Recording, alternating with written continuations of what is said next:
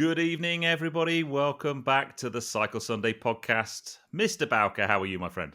Absolutely amazing, Mr. Greaves. How are you, sir? Not bad. I always wait to see what your descriptive word for how you're feeling is. I'm guessing I'm guessing things in the shop are still pretty busy, right? It's accelerating. It's Really? it's really good. It's really good. We're getting massive deliveries day in day out from Trek and Bianchi, and yeah, it's going really well. Thank you. Any deliveries from Campagnolo yet? No, Oh. no, sorry, Right, okay. sorry. Yes, but you got plenty of stuff to come back up the road and film if you like. I know, yeah. We are trying, guys. We are trying. We'll We get. are. We'll. I did actually see, and it wasn't fair. Campagnola this week. There was, I think, it was an Instagram post that Yeah. they forwarded on of this build using Super Record EPS, Oh, really? and it was delicious. It was on a Pinarello Dogma actually, and it was just. But I hadn't really had a good look at what that group set actually looks like, and the brake Yes. levers are just a thing of beauty, aren't they? Just Oh, they you can are. see the carbon weave and the shape. They're just beautiful. Yeah. Did you also notice the three physical cutouts in the brake lever to reduce the weight? I did, yes. Yes. I was like, oh wow, okay, that's hardcore. Yeah. It's apparently So they've yeah, lost the drill bit, all right. which is the delay. Yeah, we're just waiting for them to. But yeah, no. So that was that really got me excited. So, Yeah. but this evening's episode of Yes. Cycle Sunday was all about e-bikes, and I E-bikes. think anyone who's watched that and then come over to listen to us on the podcast, Yeah. and if you haven't watched it, by the way, head over to Petrolped and go and watch it first. Yeah. I think they will gather your how do I put this enthusiasm towards e-bikes. Oh, it's one of those things. Just put a key in my back, turn it round, and just let me go. Just let me go. Yeah. And as tradition, obviously, we're starting to. It is becoming a thing. I've got a lovely glass of Rioja here. What are you on, my friend? Well, we've got. Are we allowed to do wine shout outs? I don't know actually. Why not? Why It's our not? podcast. We can do what we like. Well, yeah.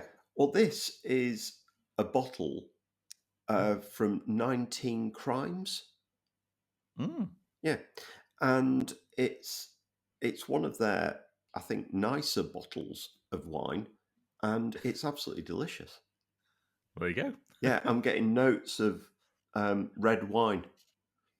Yeah, I don't. Do you know what? One of my, if I could have like a superpower, like a superhero superpower, Yes. it would be to be able to taste a glass of wine and describe what I taste. I know Oh, what I like and I know what I don't. yes. But I find it. I can't say, oh, it's got some vanilla and Oh, and a hint of raspberry. It just doesn't work. I can't do it. I no. can't do it at all. No, ditto. I can tell the difference between battery acid and a and a nice bottle of wine. Yeah. If actually, in fairness to him, there's lots of things about my brother that I absolutely love and adore.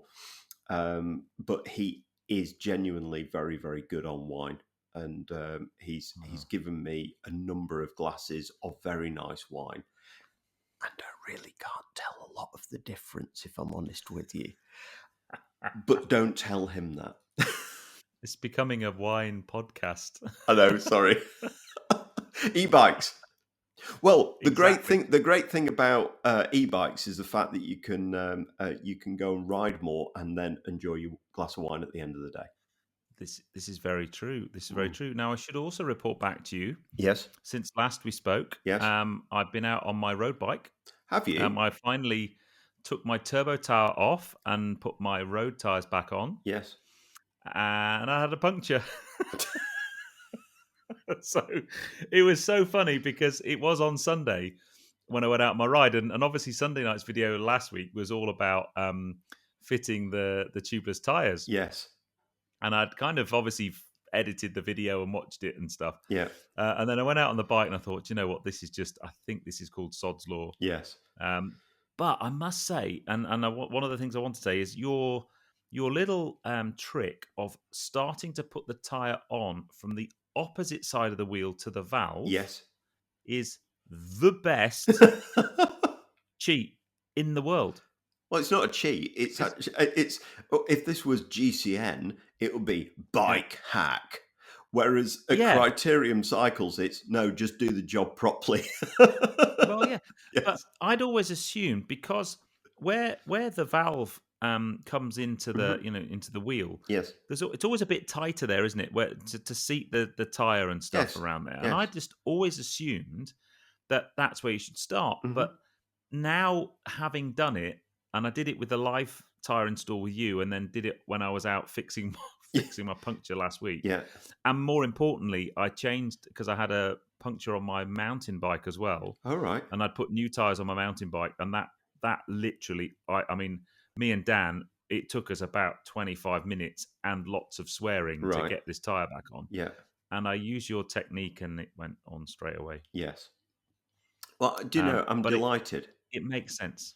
Yes. It makes sense because the wheel can go into the kind of cavity of the rim, Yes. and it just gives you that little bit of breathing room, Yeah. which when you do it the other way around, it doesn't happen. And I've been changing tires on bikes for a long time Mhm. and always have done it the other way, and I won't do it that way again. No, but in fairness to you, and this is what because I think you sent a message to Rosie, if I remember, Yeah. my wife, and just basically said, I watched Paul's video on the Criterium Cycles website of having trouble Mm. removing your tires, and um, and and it explains in that video, and it's not the fault of folk. It's that wheel rims themselves have totally changed. So a wheel rim from around sort of 10, 15 years ago, maybe a bit longer, just basically looked like a concave on the inside, whereas now they have the Yeah. proper flats to be able to put, to be able to seat the sort of tubeless tyres. So you now Mhm. have to manually put the tyre bead into the centre, whereas they used to find the way to the centre automatically. Yeah. So no, but genuinely, from a deflating experience, Oh, come on, from a deflating experience, you've actually now can swap a tire out at the roadside and not get really frustrated. I'm just delighted for that, really yeah. am. Yeah, it was super quick. I mean, obviously it's because it wasn't as cold and the tire was a bit warmer and everything. But yeah, and I must say that the feedback from the live tire install video has been really, really positive. Yes. I think quite a few people have watched that, and certainly the feedback I've gotten in the comments and stuff, Yeah. it's either people saying, "I've been riding tubeless for a long time, welcome to the club," Yeah. or "Wow, I've not done it before because I was worried about doing exactly what I've just seen you do, and it looks relatively simple." Yes. And I think there is the caveat that we need to probably add on that video. I think it depends a great deal on the tire and the wheel that Correct. you're using. Correct. Um, because I'm pretty sure both my mountain bike. Well, I know my mountain bike can't do it because I asked my bike shop a while Yeah. ago. They just said your wheels aren't really going to help you there. No. But yeah, no, it was good. Yeah. But anyway, Yeah. e-bikes. E-bikes. So I am going to be open and honest, and I kind of pretty much mentioned it in the video. Hmm. Um, um, I was a bit of a doubting Thomas when it came to e-bikes. I Yeah. didn't really get them, Yeah. and I think I'm coming from a position of quite a few people Yeah. actually, and I didn't get them through complete and utter Yeah. ignorance and lack of knowledge about what an e-bike actually Yeah. was. I think I mentioned in the video that my assumption was you had some kind of thumb throttle or hand Hmm. throttle and so Yeah. on, and I just thought they were cheating, and I Yeah. think it's probably magnified by the fact that I've been overtaken by some fat dude with a builder's crack Hmm. on a big climb when I'm about to die quite a few times, and it is just. I think Vontu's the worst because I'm pretty sure there's a bike shop at the bottom of Vontu Yeah. in Malacine, I think, that rents out e-bikes so you can cycle up Mont Ventoux. And believe me, when it's like 2 hours of continuous effort to cycle up there, and somebody flies past with a pair of flip flops on, Yeah. it is very deflating. And I do. I'm getting all of my thoughts out, by the way, just before we wind that big winder on the back of your neck, Yeah. and you can off you go. Yeah. There is an element for me that thinks, actually, when I go out on my bike, I want it to be Yeah. me that's pushing the bike Yeah. along, and I want to get to the top of a Yeah. hill or a mountain Yeah. or on the end of a long ride, and I know it's Hmm. me that's done Yeah. that. And that it's almost like a purity, if you like, Hmm. of it's me, the bike, and the Hmm. ride, or me, my bike versus the Yeah. ride. And I that's one of the things I love very much about Mm. cycling, is that you set yourself a challenge or a target, and when you first set your challenge, you think, well, it's impossible, I can't do that. Yeah. And in the early days, it's you set yourself a challenge of riding 100 miles, Yeah. or riding up a big mountain, or doing a stage of the Tour de France, or whatever it might Yeah. be, and you think, I can't do Yeah. that. And then you train, and you get better, and then when you do it, it's the most magnificent Hmm. feeling ever. Yeah. And an e-bike detracts from that, Hmm. but that's not what e-bikes are about. No, and I think that is a lovely, lovely introduction, because it's one of those things, it depends on where your starting point is. So you have always been a sort of slightly sportier, fit, and able person. So Hmm. your start point is somebody who has done exercise and can ride from day one. It's Yeah, just to go and do 60 miles is really, really hard work. So you've trained for yeah. that, and you've worked your way up to 60 miles. You, I've got a story about that, okay. actually. Well, carry on. You go. Couch to 5K, Yes. right? Why don't you just go out and run 5K? Yes. Yeah. So, Yeah. and that probably is exactly what you've just described, Yeah. is fit, Yeah. healthy, Yeah. able, and so on. Yes. Yeah, I don't understand why you need an app to go and ride 5K, but some people do, Absolutely. so that's fine. No, and that's the point. It depends on what your starting point is. So where's your favourite track? Racetrack? Oh man, uh, for bikes For or for cars? cars? Oh man, well, Goodwood is my favourite. I Yeah. think Alton Park Alton probably. Park. Right. What's the Yeah, lap record there? And don't worry, I'm oh, I've calling you got out. no There's idea. no preparation here. I've got no idea, but it's a damn sight faster than I've ever pedalled around there. That's for sure. Sure. Okay. So the lap record of Alton Park is outside your ability. Yes. Okay. If you got into a car Hmm. that had driver aids, so let's say, for Yes. example, you got into a Porsche 911 Turbo S with Yeah. four-wheel drive, 700 horsepower, Yeah. flappy paddle gearbox, and really sticky tires and good aero, Yeah. would you then get to the same lap time as a professional driver in a Mazda MX-5? Yeah. Probably. There you Yeah. go. What's cheating? Yeah. Yeah. Yeah. Yeah. Sometimes the equipment aids the individual to just go and enjoy themselves. And Yeah. what's the Yeah. problem with that? So Yeah. No. yeah, Yeah. I get it, and I think that's that. But the there's a big hurdle, isn't there, for people to get that yeah, and understand it enough to feel like they can walk into a bike yeah, shop and go and buy an sure. e-bike. Oh, correct. And I think what we try to do in our store is take that barrier to entry away and say, e-bikes is just going to allow you to go and ride your bike for whatever you're wanting to do, whether it be leisure, whether it's commuting, whatever you're wanting to do. And what it's going to do is it's going to put a smile on your face.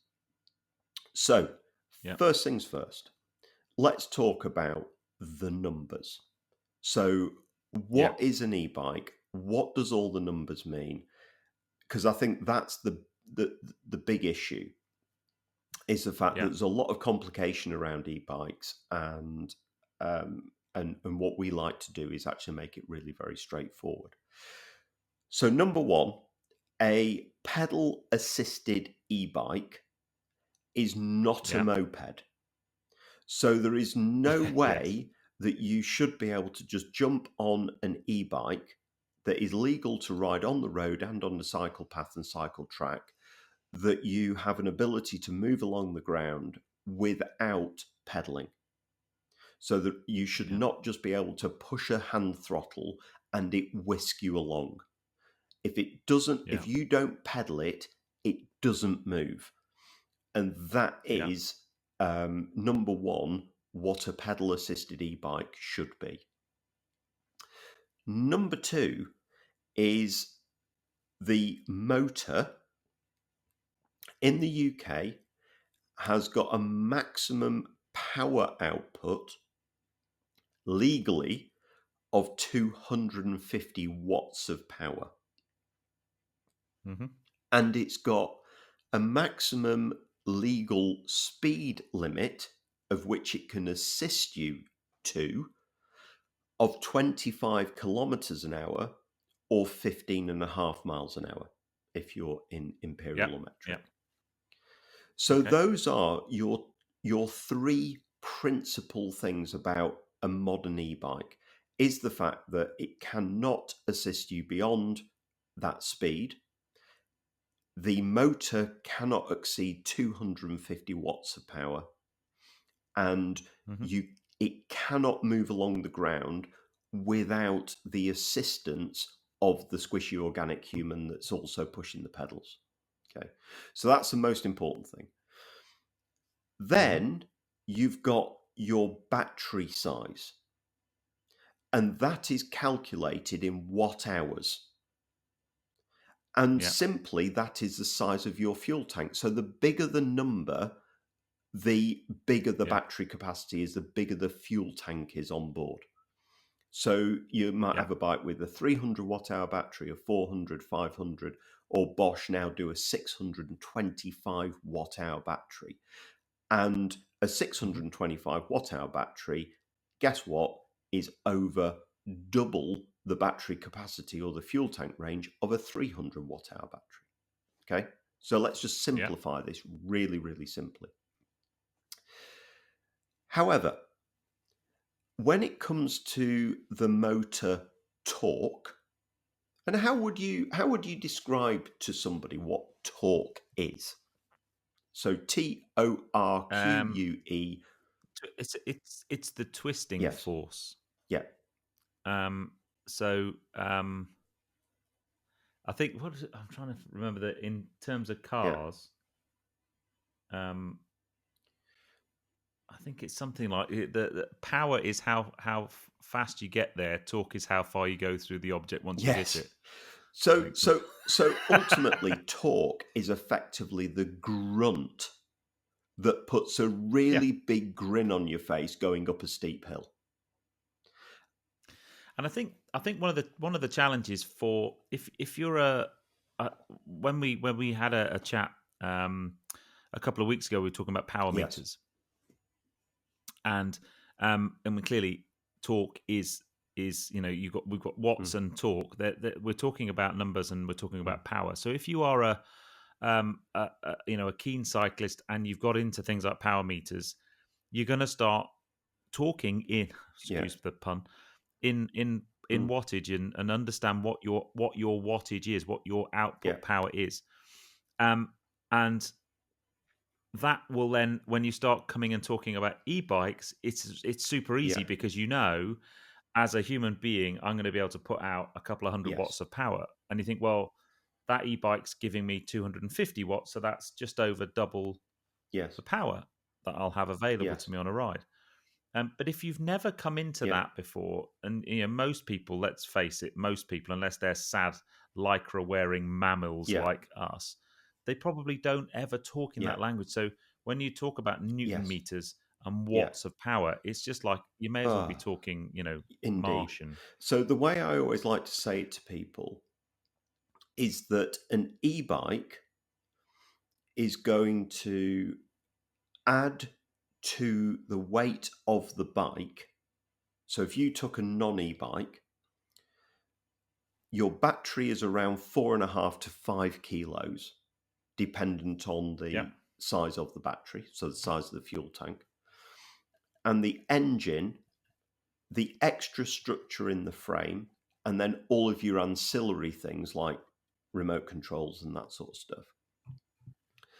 yeah, The total weight addition is going to be around 10, maybe 12 kilos maximum. yeah, And for that 10 to 12 kilos, you are going to get an additional 250 watts of power going through yeah. the pedals when you turn them. Now, I weigh, Which is a pretty good bike well, rider, right? that's the point. So that's 10 kilos for 250 watts of power. I weigh about 90 kilos. I used to Was weigh about 90 kilos. that No, 190? Was that? stop being. You, I thought you were my friend. So, yeah, I weigh about 90 kilos. And currently, in Yeah, my non fitness state, I produce around 220 watts of power in that region. yeah. So, ultimately, I'm generating 30 watts of power less at 90 kilos compared to what an e-bike is generating at just a 10 kilo weight penalty to the weight of your bike. So as we said in the video, it's a bit like now you're riding a tandem Yes. with you on the back helping Yeah. you along, Yeah. but it's only 9 kilos heavier than the bike you normally ride. Indeed. And that is why so many people, when they jump on an e-bike, they go, this is transformational. I mean, genuinely Yeah, transformational to them. yeah, But ultimately you are getting the same cardiovascular fitness turning those pedals on a day-to-day basis. And yeah, arguably you get fitter, because how many times do you not go on your bike because of the thought of riding your bike? yeah. And You I know, guess you bonk less on an e-bike. I think we And for ought those to. I think we for ought those, to sort I'm just about to, I think, of. Great. because we do have some kind of guys new to cycling joining the podcast. Yes. So the term bonk has Yes. no rude sexual connotations. Correct. In cycling, it's perhaps one of the most unpleasant things that can happen to you, Yeah. but it basically is where you run out of energy. You Yes. run out of fuel in your legs, Yeah. and it normally happens before you get to the top of a hill, and or when you're miles from home, and it's Yeah. it's an awful feeling because there are ways to avoid bonking. You can feed yourself more on a ride, you can Yeah. take gels, you can be fitter, Yeah. but ultimately once you have bonked, you are in big trouble. Big trouble. Yes. Yeah. It is when you have physically run out of glycogen stores. Your fuel Yeah, tank is empty. yeah. It's a Yeah. bit like when for runners, when you run a marathon, when people talk about hitting the wall, Yeah. it's the same thing. It's exactly um the same thing. yeah, yeah, And what an e-bike does, think about the battery, is just a bigger glycogen store. mm, So you are able to pedal for longer, faster, with a bigger smile on your face. yeah, Well, I'm not being funny. Who doesn't want that? Yeah, exactly. And I thought it was quite interesting when we were talking with Joe the other week. And if anyone's listening and they haven't listened to that podcast, I Yeah. strongly suggest that you go Yes. back and revisit the podcast with Joe because Yes. it was such a great evening. Yes. But one of the things I found really interesting because so Joe's a very experienced mountain biker, Yeah. downhill mountain biker. Yeah. And one of his reservations about e-bikes was that the extra weight, that extra 9 or 10 kilos, Yeah. where you will feel it is on things like descents. If you are skilled enough to be moving the bike around underneath you and Hmm. doing technical stuff, Yeah. then for sure it's a heavier bike. But Hmm. my answer to that would be the vast majority of people aren't aren't really going to be doing that. And Hmm. actually, for most of us, average Joes, the extra weight probably gives us a bit more stability Yeah. and a little bit more control and a Yeah. bit more what's the word I'm looking for? Just probably a nicer feeling descent having that Yes. extra weight because it's nice Yes. and low down and so on. Yeah. Yeah. Yeah. Yeah. You're correct. And, I would imagine it's the same experience as somebody who, we go back to the car analogy, somebody who drives a Porsche 911 GT3 versus somebody who's driving a Lotus Elise. You, Yeah, I mean, there is a substantial weight difference between those two products, yet you've got the grunt and the performance in different places, mm, and it's one of those things. It's like if you look at British touring cars back in the sort of 70s, when you had the little sort of Mini Coopers sort of darting around in the corners, and then you had the big sort of American muscle cars that were then just overtaking them in the straights, and then you had the Mini mm, sort of darting around in the corners again. It's exactly the same. So all you have to do if you're riding an e-mountain bike is your speed comes in a slightly different place. So you just have to yeah, re-educate yourself to where that speed and performance comes. It doesn't make it any better or any worse, but if it gets you to the top week in, week out, versus if you don't have an e-bike and you then don't go out because you can't be bothered, yeah, or the thought of it is just too much, then actually who's cheating there?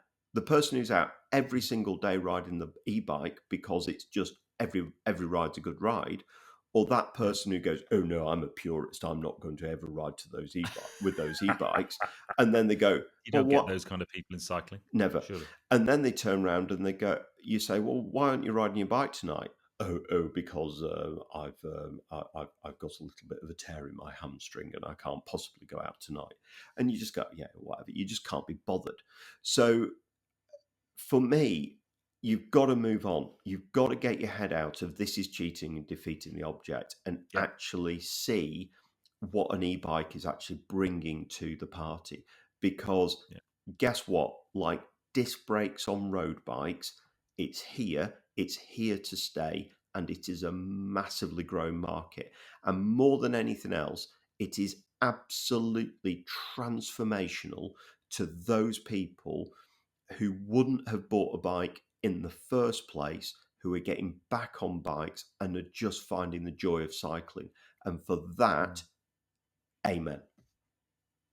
I tell you what, the one thing I thought was actually a really lovely thing to think about is you said that e-bikes were by far and away the most common thing that you get someone come in and buy two. Yes, So, yes, so partners, husbands and wives, or yes, partners come in and they buy two so that yes, they can go out and cycle together. And I yes, just think that's lovely. indeed.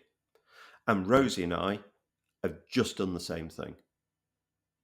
So my Have you got them wife, now? um, well, we've got the boxes. Because you were saying, did we talk about that last week? You were saying you were gonna get some e-bikes so Yep, you could do the whole living with thing. yep, that's exactly it. So Have you got power flies? no, we've got rails. So Ruby Rail, Oh, right, okay. yes. So we've got Trek. Oh no, you did say yeah, duh, yeah, Yeah, yeah, no, it's fine. So we've got Trek rails, and yeah. they have arrived. They're in the boxes. Unfortunately, customers. Do you know the job would Oh, be absolutely brilliant if it wasn't for customers. We'd be able to yeah. ride our bikes more. We'd be able to build our bikes, but these pesky customers, they keep getting in the way. trying to spend money with us, ordering bikes Yeah, and not allowing us to be able to build our own bikes. It's just wrong. it's outrageous, mate. I don't It know how is. you how to put up with it. No, we thank you so much. But no, it's one of those things. The bikes have physically arrived, and we're dead excited.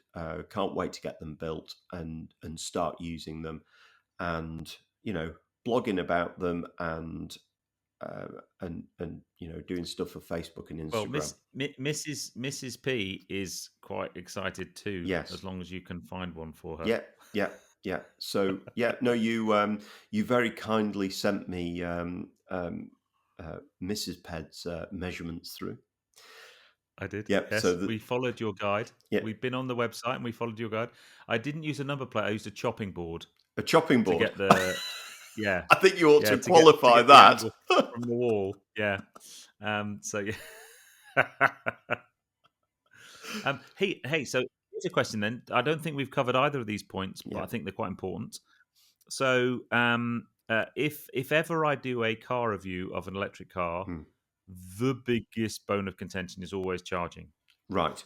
So, one of the things we haven't talked about is e-bikes and charging. So, Hmm. I'm guessing it's much like they come with a charger that just plugs into a 3-pin socket, Yep. and you just plug the bike in. Yep. But how long do they take to charge? I guess what happens if you don't have an outside power socket in something like a shed or a garage, you're Yep. gonna have to bring the bike inside. So how often do you have to do that? Hmm. That kind of thing. Yeah. So I think there's 2 points there. Number one is because the big frequently asked questions is exactly the question that you've just asked with regards to physical charging and how long does it take. And then the second one is range. Okay, so Yeah, let's cover both of those points, I think. So the first one, in terms of charging, dependent on the bike that you go for, will depend on the charger that arrives with that bike. So yeah, the vast majority of bikes that we do have got Bosch powertrains. So the Bosch powertrain system is absolutely fantastic in terms of not only the um, how it feels to ride, but the quality of the engine, the quality of the battery, and the after sales support as well, which never gets spoken about in all of your reviews. But Bosch after sales support is absolutely sensational. And Bosch do 3 different types of chargers. And most bikes come with a 2 amp charger. yeah. Some on the higher spec bikes come with a 4 amp charger, but you can also purchase 6 amp chargers. So, Now for the technically yeah, uninitiated, the bigger the number, the faster it that's charges. exactly it. So basically, a 6 amp charger will charge a 625 watt hour battery in about 3 to 4 hours from pan flat to fully charged. Yeah, And a 2 amp charger will clearly take longer, and a 4 amp somewhere in between. yeah, Um, so it's one of those things. If charge time is absolutely critical to you, then and the 2 amp charger, which might do a 625 watt hour battery in around sort of, I don't know, 5-6 hours in that region. If you want to charge your 625 watt hour battery from pan flat to fully charged in 4 hours, then guess what? 135, 140 quid will get you a 6 amp charger if it's critical. So okay. So not that no, they're expensive not. then. That's No, no, good. no. Everything is just really. You look at it and you go, "No, that's fair. Mm. That's the great thing about it." But then the other thing that we get asked is about range. So people turn around and they say, "Okay, so how long am I going to get mileage wise from one charge of battery?" And we turn Mm. around and we say, "Well, look, on the whole, it's a self fulfilling prophecy because don't forget, unlike a full EV car, that has got no other assistance to it than the battery and the motor. Mm. The great thing about what you've got to think about with um, an e-bike, because it's pedal assisted, is it's closer to a hybrid. Mm. So you've got the battery that's giving you motor assistance, but you've also got the squishy organic engine that's also participating as well. Mm. And this is why we say to people, it is a self fulfilling prophecy. So, say, for example, you've not ridden a bike for 20 years. And that's not ridiculous, guys. We have lots of customers who come in who go, I thought I would never be able to ride a bike again. I haven't ridden for Mm. 10 to 15, maybe 20 years. And this is going to give me my next lease of life. And it's the most Yeah. wonderful feeling to be able to help people with that. And one thing is for absolute sure is that if you've not ridden a bike for, let's say, 5 years, the the last thing you need to be worried about is how far the battery's going to take you, because you as a squishy organic things, it's still riding a bike. So your Yeah. body, so your hands, your neck, your shoulders, your back, your legs, your backside, all of those things have to get used to riding a bike again. Yeah, you're still Yeah. riding a bike. You're not sat in the cinema watching the telly. You are still doing physical exercise. So the wonderful thing about an e-bike is you can take the bike out first of all in its highest assistance mode. Go and find a really nice 3 to 5 kilometer loop. Go and ride it, but go and do it 3 to 4 times a week. And what will happen Mm. is that as the squishy organic participant to the powertrain is getting lighter and fitter and stronger, then you'll be able to do that 3 to 5 kilometer loop with less motor and battery assistance, Mm. to a Mm. point where you, the squishy organic part, is now wanting to go further, to go and do 7 to 10 to 12 to 15 kilometers now. But Yeah. because you are lighter and fitter and stronger, you'll probably use the same amount of energy from the battery and the motor to do 12K as you did from day one doing 5K. Yeah. Yeah. Yeah. Yeah. Yeah. So the first question that people ask us when they come to talk about e-bikes is, what's the range? When they come for their complimentary 6-week tune-up, the last thing they moan about is how far they can get per charge, Yeah. Yeah. because Yeah. that reality sets in exactly what I've just spoken about there. The Yeah. range actually increases the more you get used to riding your bike. Uh, Yeah. they're Yeah. just great. Yeah. No, that's Does that cool. make Actually, that's sense? cool. Oh, it does. No, it makes complete sense. But I think it's only when you get it talked through Mm. in a sensible, logical way that Yeah, these things come out. Because I think the assumption would be, okay, well, that's going to go a certain distance. That was my assumption, yes, and my I thought, well, hold on a minute.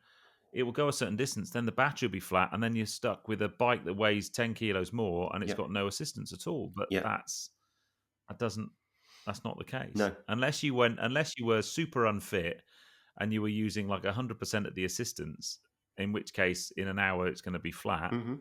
or 2 hours. But that's not how the world works. No, So no. um, okay, that's good. Next question, Yes, and I actually think I want us to try and answer this in two ways, because I'd really like to do a podcast on insuring bikes, yes, because for two reasons actually. Um, Number one, because I've got a very, very expensive bike coming yeah. soon, and I want to have a chat about how to insure it Hmm. when it's at home, when it's being transported in the Hmm. car, when it's being ridden. Yeah, Because I know a lot of people will probably, if it's anything like me anyway, they'll have their bikes maybe on the home insurance with a Hmm. up to a value of £1,000 or something, even though the bike's worth more than that, Yeah, and they'll think, oh well, yeah, it'll be all right. yeah, So that's the thing. But I wondered about e-bikes, whether or not they need any different insurance because they are powered. yeah. Um, the answer to that is no, I don't think so. Say, yeah, come on. Can I Well, be the only reason why finding a bit of Paul Bowker knowledge that isn't complete? no, the only reason why I'm being very careful is that Mm, there is obviously an amount of legislation that if you are not an approved person by the sort of insurance um, association, that you mm. can't give insurance advice. It's almost like This is very true. if you're not a financial advisor, then you Right. can't give financial advice. That's Okay, why when you do a YouTube video about car finance, you have to be like super careful. absolutely correct, and it's So exactly let's the not give same. advice. No, so it's Yeah, exactly the same with insurance. So ultimately, when you are insuring an e-bike, it is still a pedal assisted bicycle. yeah, Yeah. You are not insuring a moped or a yeah, motorcycle. yeah, As long as it is an official pedal assisted bicycle, you are still insuring a bicycle. But your point is incredibly valid, is that you're not just now insuring a bicycle at £5,000, you're insuring a bicycle at £5,000 that also has a powertrain to it. It's got a battery and so it has more consumable parts to it. So I would always say to folk, as with every insurance quote that you get, always make sure that it's full disclosure. And when you speak to the either independent cycle insurer or your home insurer and basically say, look, I have e-bikes, you know, these yeah, are um, uh, pedal assisted electric bikes and I'm looking to get them insured. And yeah, the other thing as well, I mean, a lot of people, they just go, oh, we need to insure these things about theft. But no, what you want to do is speak to your insurance companies and say, yeah, I want to insure these things not only for theft, but also for things like accidental damage. You want to insure them because don't forget, I mean, a 625 watt hour battery is just under £1,000 mm, mm, to replace. And that's the other question that people ask is, how long do these batteries last? Well, Bosch test their batteries to around 1,000 charge cycles. yeah, And one charge cycle is from empty, charged to fully charged, and then discharge from 100% down to zero again. So that's one charge cycle. So, mm, say for example, on a 625 watt hour battery, you take an average fitness rider and they're doing, let's say, worst case scenario, they get 40 miles out of one charge cycle. 40 times 1,000 is around the mileage that you are going to get out of those batteries over um, the course of its lifespan before it really starts diminishing its potential performance. yeah, So these things are really built to last. I mean, they're absolutely fantastic things, and that's what you're paying for in a really good quality e-bike is the mm, technology and the engines, the bearings, the motors themselves, and the technology in the batteries, and why you have such a massive price disparity between a cheap e-bike, a moderately priced e-bike, and what appears to some to be an expensive e-bike mm, is a lot of the frame technology, the motor, the battery, the components that's bolted to it. You genuinely get what you pay for. You are not getting ripped off. Um, but that said, yeah, if it gets stolen, that's one thing. But if you do accidentally drop your battery, that's not a warranty. mm, Always remember, a warranty is a guarantee against a manufacturing defect. So mm, taking a battery out of your bike and dropping it on a concrete garage floor and it breaking is not a warranty. That is accidental damage. Do you So do you have to take the battery out to charge it, or do you just plug the bike in? no, so with Trek bikes that we obviously sell, they have a really simple, wonderful way of removing the batteries. So if your bike is in a garage that does have power, then you can plug the charger into the side of the bike, so you can charge the battery on the bike. Yeah. But say, for example, same circumstance, but you decide that you're going to a B&B, or they're in the garage in a motorhome, which we Hmm. get quite a lot as well, and you then want to bring the batteries inside the cabin of the motorhome to charge through 3-pin plugs in there, then they easily eject off the side of the bike, and you can charge them off. So you can charge them on the bike or Okay. off the Cool. bike. Yeah. But if you do take it out and you do fumble, look, accidents happen. Mm. So if you do fumble and you do drop the battery and it does damage the battery cells, then that is a £900 replacement battery. So it is important that when you're talking to an insurance company, that it's not just against total loss, but it's also against accidental damage as well. Cool. Excellent. Yeah. Did that answer your I'm trying. question? Yeah, yeah, very much so. What Okay. I'm trying to do is I'm trying to ask questions that, you know, if you like, the basic level stuff Yes. that you know. So the next one then is, and maybe some people think this. I'm Hmm. pretty sure I'd know the answer to this question. Hmm. Is from a head protection point of view, Yeah. standard bike helmet okay, or Yeah. anything more? Right. Great question. So, from a helmet perspective, you do have, because on the continent and also in America, you have what's called a speed pedelec. So, you have an e bike in the UK which is governed to 25 kilometers an hour or Yeah. 15 and a half miles an hour. And Hmm. therefore a normal cycle, good quality helmet will be absolutely fine for riding an e-bike. So Hmm. all good to go. I mean, bearing in mind, I came off the Glibier on my big ride in the Alps, and you probably Hmm. did a similar thing coming off Mont Ventoux on Yeah. your little road bike. Well, Yeah. not little road bike, but because you got big road Really bike. big tall one. Yeah. Yeah. But on your road bike, we were descending off those Alps at anywhere between 60, 70, maybe 80 kilometers an hour. Oh, So, I do 45 to 50 miles an hour on my bike pretty much every time I take it out. indeed. So, the fact of the matter is, you And are if you go, I wouldn't want to come off at 50 mile an hour no, covered no, in no, no, lycra. No. no, no. Wouldn't want to come off at 5 mile an hour. But yeah, you're absolutely right. So ultimately, whether you're on an e-bike or whether you're on a non-e-bike, you can travel at those same speeds. So a standard Yeah. bicycle Yeah. helmet is absolutely fine.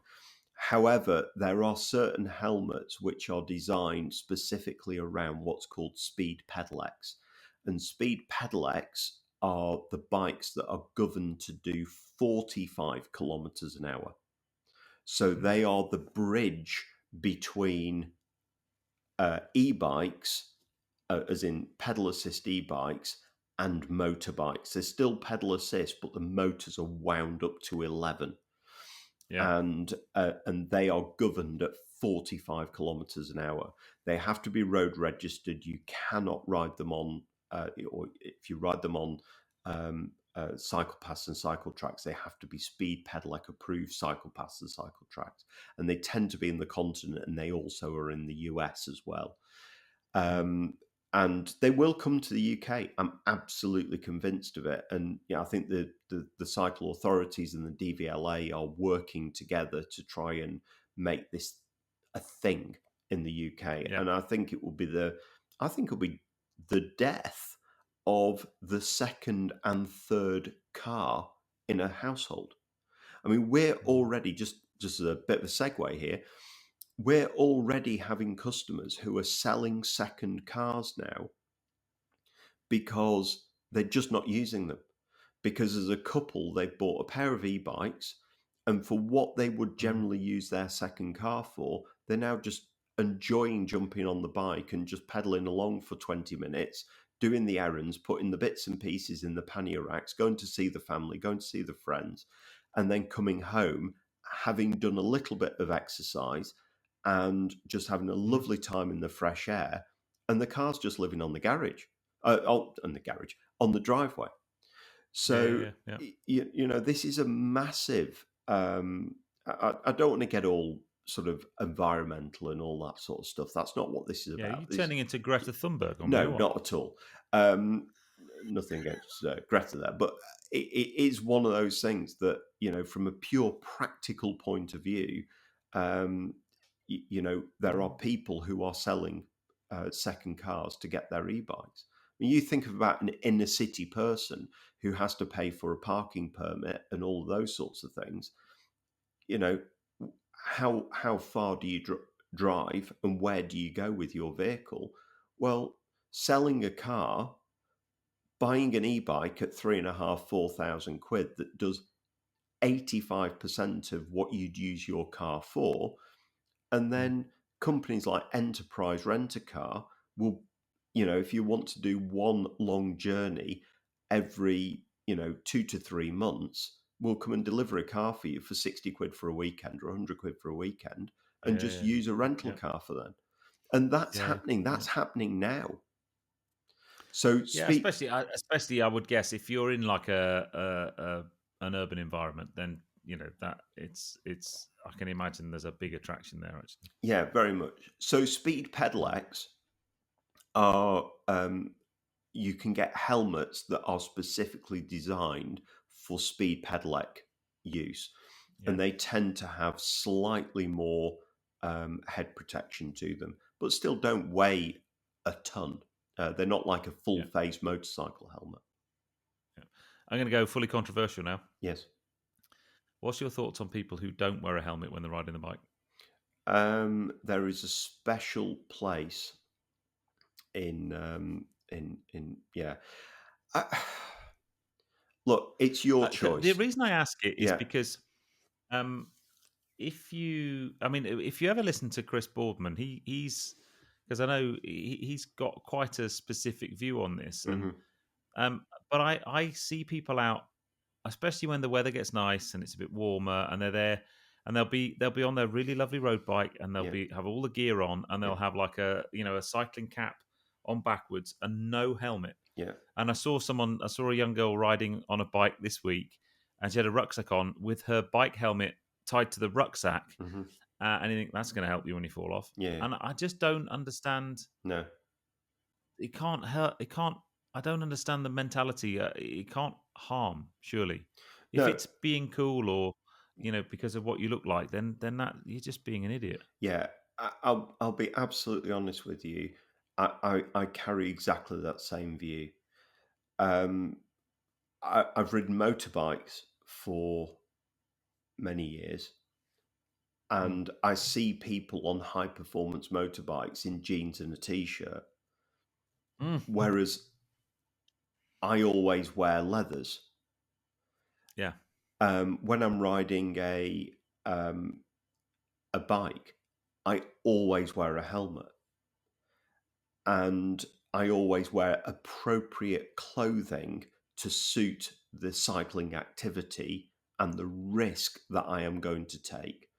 So, for yeah, example, if I'm riding in the Alps, then I will wear a lightweight helmet that's incredibly well ventilated, and I will wear a short sleeve lycra jersey with short lycra shorts, knowing full well that the risk of if I came off my bike, I'm going to have severe road rash.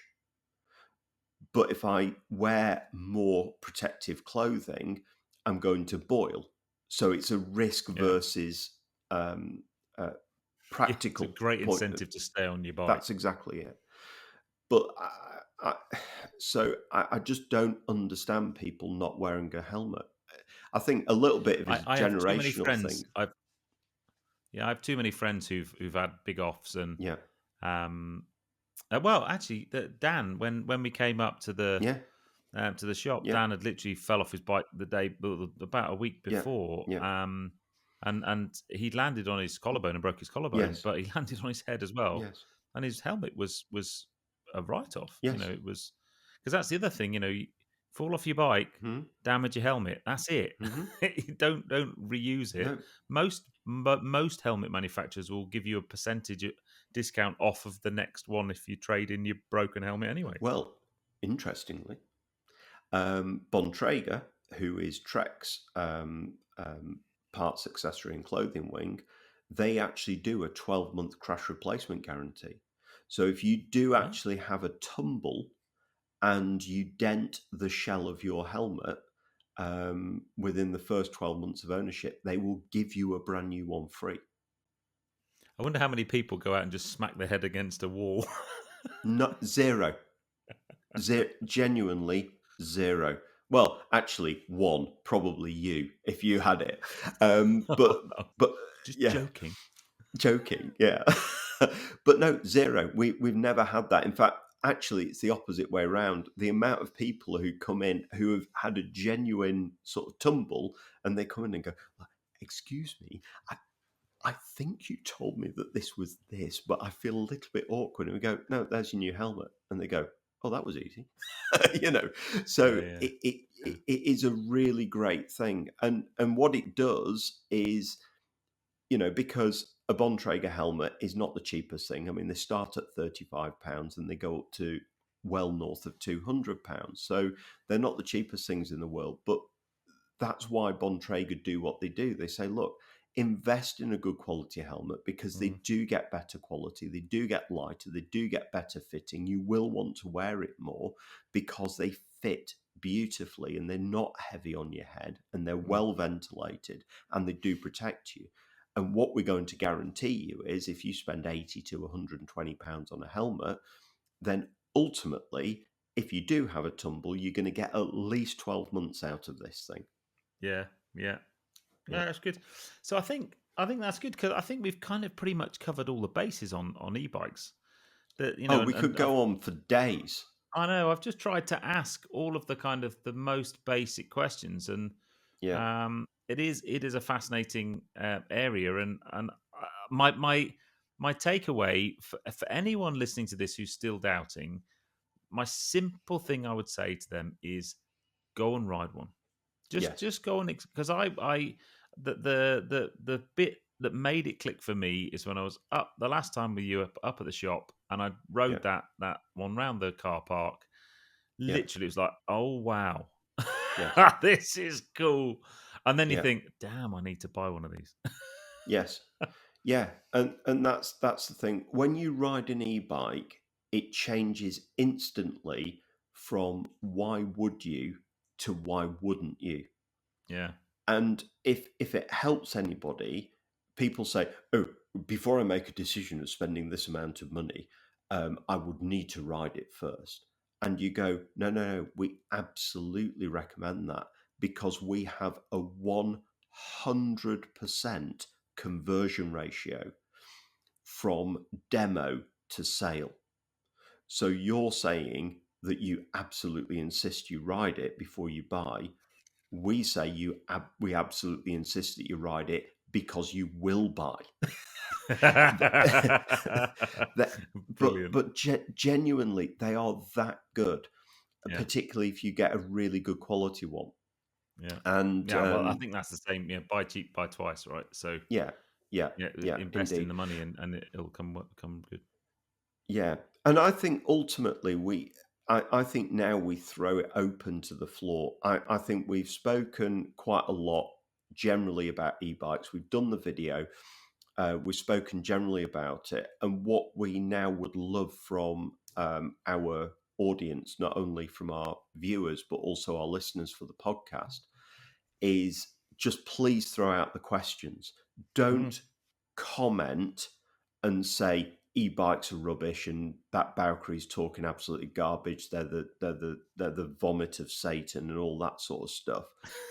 Turn it into a question, not a comment. So Yeah. ask the questions that would put you off buying an e-bike, and let's keep this going. We've probably got enough content with your questions to do maybe 2 or 3 more good podcasts that answers all of the questions. So don't Yeah. comment in a negative way. Comment by asking questions, and we'll be delighted to answer it genuinely, Yeah. because this is a Definitely. big thing. Yeah, definitely.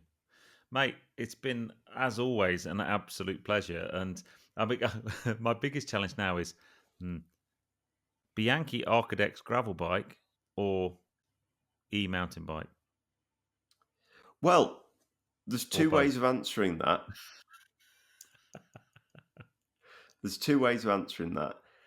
Yeah. If Tracy is going to be getting an e-bike, Yeah. I would strongly recommend that you got an e-bike as well. Otherwise, she's going to destroy me, isn't she?